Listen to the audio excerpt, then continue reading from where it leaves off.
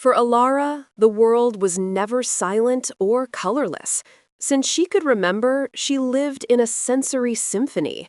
A child's laugh wasn't just a sound, it was a cascade of golden, shimmering bubbles that danced in her vision.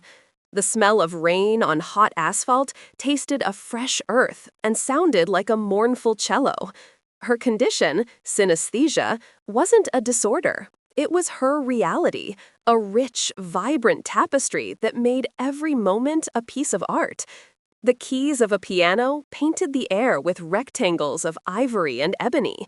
Words had flavors. Love tasted like wild strawberry, while hate was the metallic tang of a battery on the tongue. Elara navigated this complex world with a grace that came from acceptance. It was her normal. Until the day a new color appeared. It wasn't a color, really. It was the absence of one, an anomaly her brain struggled to process. She called it nullchrome. It was a hole in reality, a patch of vacuum that absorbed light, sound, and feeling. It had the visual texture of old TV static, but without the noise. It was a silence that screamed. The first time she saw it, it was a fleeting smudge over the shoulders of a man crossing the street. The color pulsed for a second, sickly and wrong, and then it was gone.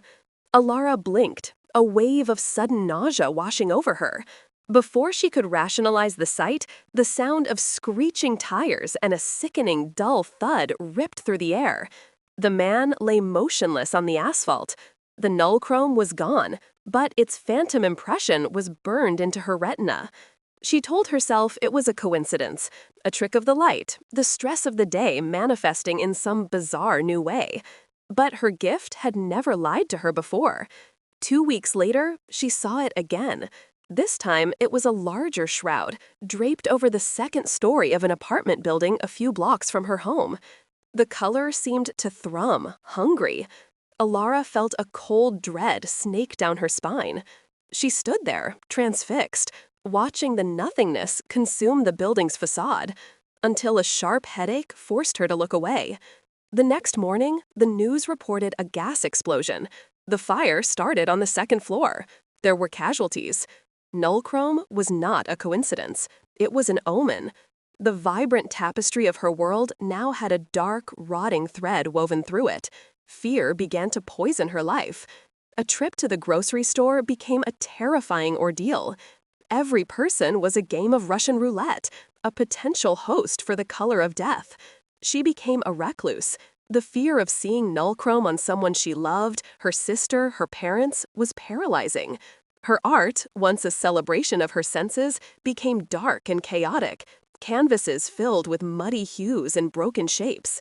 One day, desperate to prove herself wrong, or perhaps to prove she could do something, she decided to fight it. In a coffee shop, she saw it. The nullchrome hovered like a sickly halo over a man reading a newspaper. Panic iced her blood. She had to do something.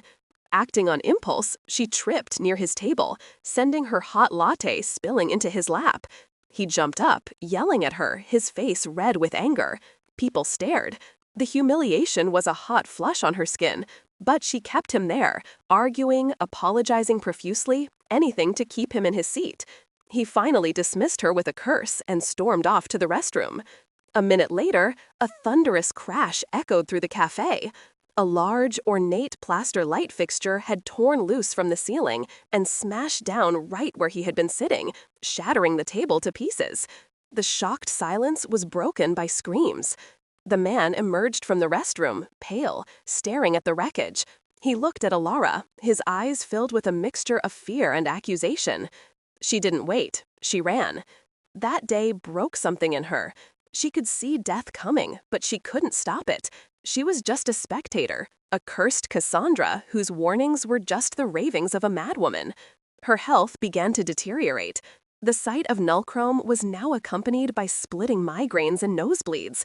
The color seemed to be feeding on her, its presence a physical drain on her existence.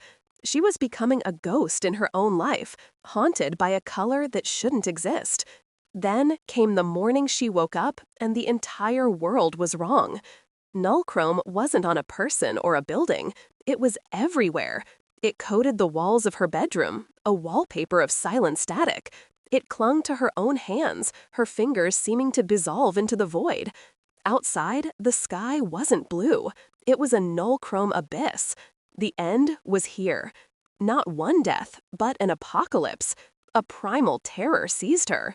She ran outside, screaming for people to take cover, that something was wrong. People ignored her, brushing past her on their way to work, their faces casual and unconcerned. They couldn't see it. She stumbled off the curb, falling awkwardly into the street. Blinding lights. The horn of a car, a shrill sound that, instead of color, was just more null-chrome. Time stretched, becoming elastic. As the car bore down on her, her synesthesia catastrophically overloaded. Null-chrome, the color of impending death, intensified.